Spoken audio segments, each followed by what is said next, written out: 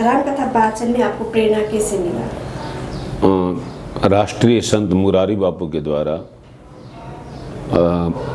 88 में राम कथा सुनी हमने, अच्छा लगा तो ये निर्णय किया कि ऐसे किया जाए, तो 90 से हमने कथा शुरू की। तो बचपन में भी आप कभी सुने थे राम की कथा? ना बचपन में भजन और गाते थे। तो आपकी फैमिली में भी है वो राम कथा पढ़ने की? हाँ, हमारे फैमिली में भागवत कथा का। तो आपको कैसा लगा जब पहली बार राम कथा सुने, तो क्या अच्छी लगी थी?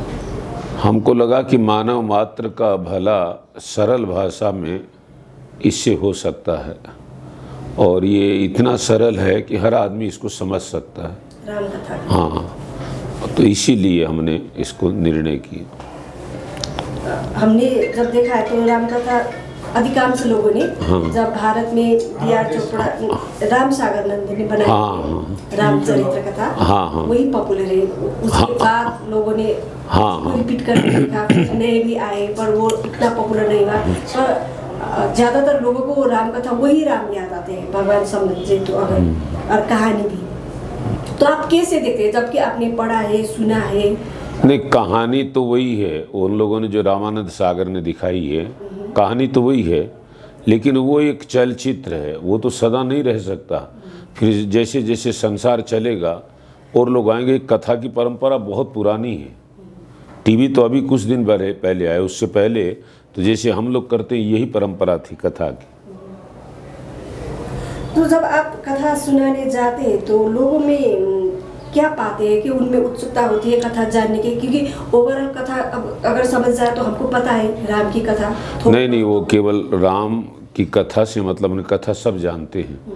बाकी ये रामचरितमानस जो तुलसीदास जी ने लिखा है, उसमें इतना तरीका से लिखा है कि आदमी अपनी कमी उसको महसूस होता है कि हमारे में गुस्सा है, नहीं होना चाहिए, और यदि गुस्सा होता है तो इसका परिणाम होता है हम यदि पिता की बात मानेंगे तो हमारा कैसा यश होगा, बेटा कैसा चाहिए, भाई कैसा होना चाहिए, पति कैसा होना चाहिए, पत्नी कैसी, ये सब बहुत सरल तरीके से रामचरितमानस में लिखा है।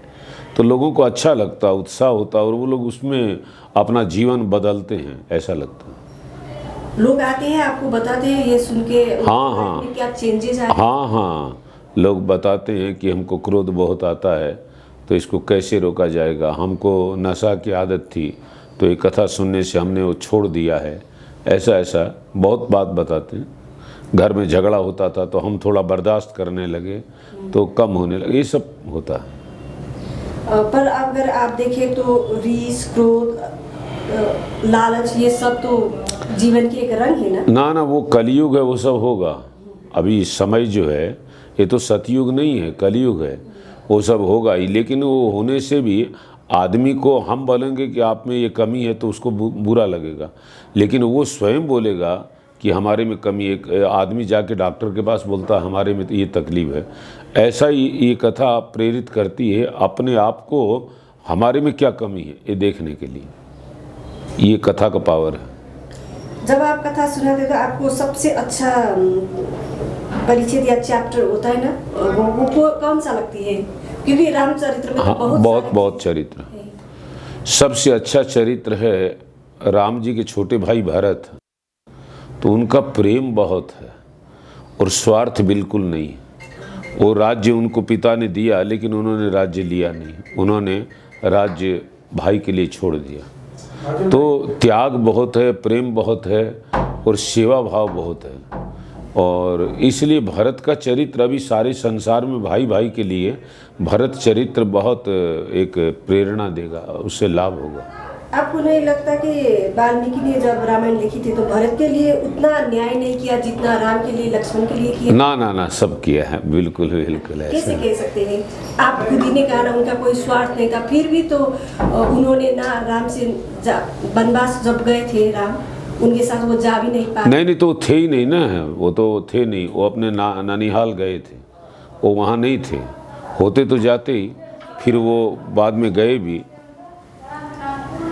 जब राम की बात करते हैं तो सीता माता की बातें होती है और राम ने सबके लिए न्याय किया, पर सीता माता के लिए वो उन्हें तब छोड़ा जब वो गर्भवती थी। नहीं, ऐसा है कि वो उनकी अपनी इच्छा थी सीता जी की, वो तो सब जानेंगे। और सीता जी का समय पूरा होने वाला था, तो उनकी इच्छा थी कि मैं वाल्मीकि आश्रम में रहूं। तो ये सब तो बातें बनावटी बातें हैं। राम जी ने सीता जी की इच्छा पूरी की है, इसीलिए उनको वो अपने भगवान से बोली कि अब आप राज्य संभालिए, मेरा समय पूरा होने वाला है, तो आप मेरे को वाल्मीकि आश्रम में भेजिए। तो भगवान ने तो पत्नी के मन की बात पूरी की।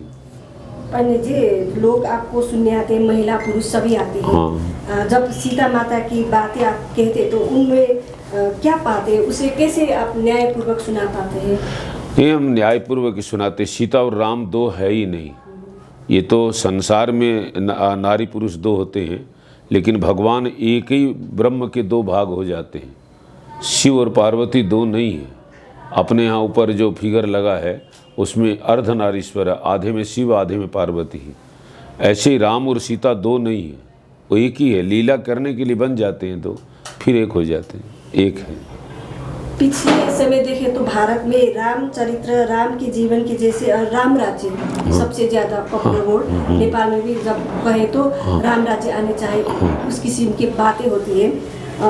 जब वो दशरथ जब उस समय था अयोध्या के समय, और आज देखे तो राम राज्य वो जो थॉट प्रिंसिपल है उसे कैसे ला सकते हैं इस कलयुग में? नहीं, ऐसा है कि राम राज्य के जो मुख्य लक्षण हैं वो आ जाने से आदमी सुखी हो जाएगा। सबसे बढ़िया बात है, रामायण में लिखा, बैर न कर काहूसन कोई किसी से बैर नहीं करता है। और राम प्रताप विषमता कोई, हम ये बड़ा है ये छोटा है, ये सब विषम व्यवहार छोड़ दिया, कोई किसी से बैर नहीं करता है। तो ऐसा तो अभी भी आ नहीं सकता है। ऐसा यदि आ जाएगा तो किसी से किसी की दुश्मनी कोई नहीं करेगा, तो झगड़ा की आवश्यकता ही नहीं है। राष्ट्र में दुश्मनी नहीं होगी, आदमी मोहल्ले में नहीं होगी, प्रांत में नहीं होगी, भाई में नहीं, कोई किसी से बैर नहीं करे। तो ये तो कोई बहुत कठिन चीज़ नहीं है। ये समझना पड़ेगा कि किसके लिए बैर करना, सब छोड़ के जाना पड़ेगा। एक दिन मरने के बाद कुछ भी साथ में नहीं जाएगा। इसलिए राम के साथ जब कहते उनके वो ज्ञानी थे, वो वीर योद्धा थे, सब कुछ थे। अभी देखा जाए तो वो भावनात्मक बहुत ही भावुक भी थे। आप कैसे देखते हैं उन्हें? राम भगवान तो है ही, पर ओवरऑल में जब राम के बारे में हर उनके पार्टों को आप देखते हैं तो नहीं, उन्होंने लीला की है। लीला में सब करना पड़ेगा। जब भावुकता जहाँ आएगी वहाँ भावुकता दिखानी पड़ेगी। जहाँ युद्ध करना पड़ेगा वहाँ युद्ध ही करना पड़ेगा, वहाँ भावुकता से नहीं चलेगा। उन्होंने सब जो जितने पार्ट हैं, और हम लोगों को यही सिखाया है कि कैसे हम आदमी को क्या करना चाहिए, किस समय क्या करना चाहिए। ये रामचरित्र मर्यादा के भीतर रह कर, तो राम जी ने जो किया मर्यादा के भीतर किया, ये बात है। आप गृहस्थ जीवन में भी है? गृहस्थ में कैसे देखते हैं अपने जीवन? क्योंकि आप तो सामान्य मानव है इस कलयुग में, और वो भगवान राम है। कभी कंपेयर करते हैं आप अपने दोनों को? नहीं, हम भगवान के बराबर कैसे हो सकते हैं? हम तो केवल उनकी कथा गाते हैं, ये हमारा सौभाग्य है। हम उनके बराबर कैसे हो सकते हैं? और उनका ये लक्षण हम पा लेंगे तो हम जीव थोड़ी रहेंगे, हम तो भगवान हो जाएंगे। तो ऐसा नहीं होता है। उनका गुण गाने से जो हमारे मन में कोई बुरे विचार होते हैं वो ख़त्म हो जाते हैं, ये बात है। लाखों करोड़ों लोगों के लिए वो भगवान है, वो थे, इस धरती में आए थे, और कितने लोगों के लिए वो काल्पनिक पात्र भी होते हैं। तो आप कैसे देखते हैं, कैसा लगता है ऐसा? नहीं, वो अपनी अपनी भावना है, वो अपनी, कोई ज़रूरी नहीं है मानने को। अपने माँ बाप को भी नहीं मानते आजकल, उनको वृद्धाश्रम में छोड़ देते हैं, तो उसका क्या करेगा कोई? जब अपने परिवार को नहीं मानेंगे, माँ बाप को नहीं मानेंगे, तो वो भगवान को भी नहीं माने, क्या परेशानी है? अभी भारत में देखें तो हिंदू धर्म के लिए और स्पेशली राम के नाम से भारत को, अपने आप को लोगों के सामने चिनाना चाहते हैं, विशेष संसार के सामने। तो आपको कैसा लगता है, जब धर्मनिरपेक्ष तो है वो राष्ट्र, फिर भी अपने आप को राम के नाम से जानना चाहता है? नहीं, बहुमत हिंदुओं का है।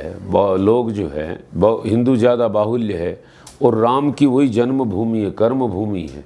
तो उसी भूमि के कारण से, और राम तो पार्टी की बात नहीं, पार्टी अभी बनी है। हम लोगों के यहाँ तो संस्कार था, नेपाल में भी होगा, आपस में मिलते थे तो राम राम बोलते थे, पहले बोलते थे, आज हेलो हाय होने लगा। हम लोग बच्चे थे, कोई अनजान आदमी मिलता था तो उससे बात शुरू करने का क्या तरीका है, सबसे पहले बोलेंगे राम राम। ये तो राम के दशरथ के पुत्र नहीं है। राम का अर्थ जो हमारे भीतर बोल रहा है, जो चलता है, जो हमारे भीतर जिसकी सत्ता, वही राम है। बस उतना ही समझना है। आदि शंकराचार्य जी ने कहा कि आपकी आत्मा ही राम है। तो आत्मा तो सबके पास है, चाहे वो अफ्रीका का आदमी हो चाहे अमेरिका का, उसके भीतर आत्मा तो है, और उसी की आत्मा राम है, और शांति सीता है। कितनी बढ़िया बात है। तो ये बात समझाना। आप नेपाल पहले हिंदू राष्ट्र था, हाँ। अभी हम हिंदू राष्ट्र से धर्मनिरपेक्ष राष्ट्र हो गए, पर यहाँ भी बाहुल्यता हिंदू का है, 80% लोग अभी भी हिंदू है। तो आप कैसे देखते हैं, आपको क्या लगता है यहाँ पे? ऐसा है कि नेपाल और भारत का संबंध तो बहुत अभिन्न संबंध है। माने हमारे गुरुजी शंकराचार्य जी राजा, जब यहाँ राज्य था, राजा थे, तो वो नवरात्र देवी का पूजन करने आए थे। नवरात्र में, चैत्र के नवरात्र में राजा के महल में पूजा की उन्होंने। तब उन्होंने कहा था मीडिया में कि जो हमारे भारत में शंकर भगवान का भक्त है, वो यदि पशुपतिनाथ का दर्शन नहीं करता है तो उसकी शिव भक्ति पूरी नहीं होती। तो कितना भाव है। माने नेपाल और भारत को जोड़ने के लिए भगवान शिव एक बहुत महत्व रखते हैं। शिव की पूजा यहाँ भी होती है, शिव की पूजा वहाँ भी होती है। यहाँ के लोग काशी विश्वनाथ दर्शन करने जाते हैं, रामेश्वरम दर्शन करने जाते हैं, वहाँ के लोग पशुपतिनाथ, डोलेश्वर के दर्शन करने आते हैं। तो ये तो एकता का प्रतीक है। धर्म से ही जुड़ेगा, राष्ट्र जुड़ेगा, विश्व जुड़ेगा, तो धर्म से ही जुड़ेगा। ये लड़ाई झगड़े से नहीं जुड़ेगा। धर्म जरूरी है। आपके वीडियो भी मैंने देखा, उसमें लिखा था कि भेंटी मत चढ़ाइए। हाँ। ज़्यादातर अब देखें तो जो योगी है या पंडित है वो वाचन करते हैं, वो भेंट भी सारे लेते हैं, उसे बदनाम भी हो जाते हैं। आप क्यों नहीं लेते? आगे अगर काय के शास्त्र में भी शायद ये लिखा है, लेने से कोई देता है तो ले भी सकते। नहीं, लेना है, लेने में कोई पाप नहीं है। बाकी ऐसा है ना कि हमको तो कोई आश्रम नहीं है, हमारा गृहस्थ है, बच्चे लोग संभालते हैं, हमको पैसे की आवश्यकता नहीं है। हम क्या करेंगे? हमको मंदिर बनाने का शौक़ नहीं है, हम आश्रम नहीं बनाएंगे, तो पैसा लेके क्या करेंगे हम? अच्छा, यदि हम पैसा लेंगे तो हम सही बात बोलने में थोड़ा हमको मन में ये होगा कि पार्टी नाराज़ हो जाएगी, और यदि पैसा नहीं लेंगे तो हमारे जो शास्त्र की बातों बिना भय के, बिना डर के बोलेंगे। ये बात है।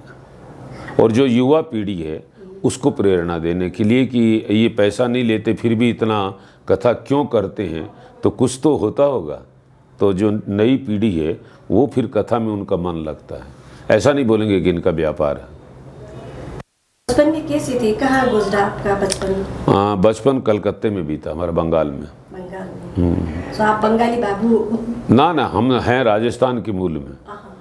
बंगाल में गए थे? हाँ, हमारे माता पिता सब बंगाल में थे, तो हमारा जन्म बंगाल में हुआ। आप अगर बंगाल में, कलकत्ता में थे तो वहाँ तो वेस्टर्न कल्चर का बड़ी प्रभाव है। हाँ, तो आप कैसे इस हिंदू में और संस्कृत में? नहीं, ऐसी बात नहीं है। रामकृष्ण परमहंस बंगाल में हुए, आज भी उनको मानने वाले बहुत ज़्यादा हैं। स्वामी विवेकानंद बंगाल में हुए, सारे विश्व में उनका नाम है। तो बंगाल का कल्चर धर्म से बहुत अच्छा जुड़ा है। बंगाली भगवान को बहुत मानते हैं। चैतन्य महाप्रभु जो भगवान का अवतार है, तो अच्छे अच्छे कोटि कोटि भक्त हुए हैं वहाँ। बंगाल अच्छा, सभी जगह भक्त हुए, सब जगह भक्त। आपने कहा आप गृहस्थ जीवन में भी है, तो आप और भी प्रोफेशन करते हैं कि? ना, हम कुछ नहीं करते हैं, केवल भगवान की कथा, और नहीं होती है तो घर में रहते हैं। अच्छा, तो यहाँ परफॉर्म आपने जब कथा के कहने शुरू किए तो आज आपने कहा समाप्त हो गए, राइट? हाँ। तो कैसा अनुभव रहा है? नहीं, बहुत बढ़िया। हम पहले विराटनगर में कथा कर चुके हैं, वो करीब 1994 में 94। हाँ, फिर उसके बाद में भद्रपुर हुई थी, और अभी यहाँ हुई तीसरी कथा नेपाल में। वो भी विराटनगर ही नेपाल की बात है। तो तीसरी बार आप नेपाल आए हैं? हाँ, तीसरी बार। तो और जगह भी देखने जा पाए हैं कि? ना, भी जा नहीं पाए, पशुपतिनाथ का दर्शन किए खाली। तो अब फिर कब नेपाल आएंगे आप? अब जब भगवान बुलाएंगे, पशुपतिनाथ बुलाएंगे तब आ जाएं। अंत में आपको कैसा लगा जब आप अपनी जर्नी देखते हैं सब, तो कैसा लगता है? नहीं, बहुत अच्छा लगता है। कितने लोग अपना काम धंधा छोड़ के 4 घंटा बैठ के कथा सुनते हैं। तो ये तो जब उसको अच्छा नहीं लगेगा तो नहीं आएगा वो। एक दिन आएगा, दूसरे दिन नहीं आएगा, किसी के बुलाने से आएगा, एक दिन आएगा, 2 दिन आएगा। अभी तो 8 दिन लगातार लोग भीड़ बढ़ रही है, तो उनको कुछ अच्छा लग रहा है। और अपने कोई चमत्कार नहीं, कोई झमेला नहीं, कोई पैसा नहीं, कोई चंदा नहीं, एकदम साफ सुथरा काम है, खुली किताब जीवन है। तो 4 घंटे आप नॉन स्टॉप बातें भी तो करते हैं, हाँ, वो भी तो बढ़िया बात है ना। भगवान की कृपा है सब। अंत में आप कुछ कहना चाहते हैं नेपाली दर्शक के लिए? हम तो कहते हैं कि भगवान पशुपतिनाथ सब नेपाल को प्रसन्न रखे, संपन्न रखे। क्योंकि प्रसन्न रहे और फिर पास में पैसा नहीं है तो प्रसन्नता कितनी देर रहेगी। इसलिए प्रसन्न भी रखे और संपन्न भी रखे और अपने चरणों में प्रपन्न भी रखे। ये नेपाल के लोगों के लिए हम भगवान पशुपति से प्रार्थना करते हैं।